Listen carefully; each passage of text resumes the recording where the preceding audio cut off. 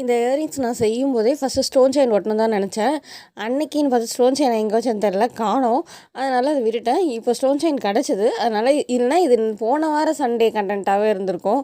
ஒரு வாரம் லேட் ஆகிடுச்சு, 3 நாளாக வேறு வீடியோ போடல.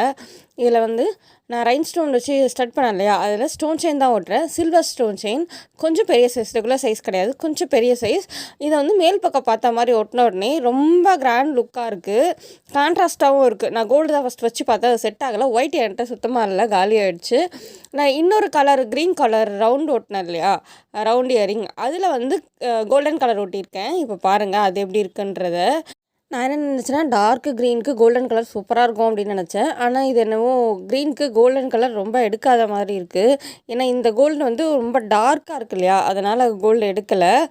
இதே சில்வரோ ஒயிட்டோ இருந்தால் இன்னும் இதுக்குமே நல்லாயிருக்கும். ஸோ அதுதான் சில்வர் ஒட்டமே எனக்கு கோல்டு ஒட்டினேன். இந்த 2 இயரிங்ஸில் எந்த இயரிங்ஸ் பிடிச்சிருக்குன்றதை கமெண்ட்டில் சொல்லுங்கள். நீங்கள் இந்த மாதிரி இயரிங்ஸ் ஈஸியாக சிம்பிளாக கிராண்டாக செஞ்சுருக்கீங்களான்றதையும் கமெண்ட்டில் சொல்லுங்கள்.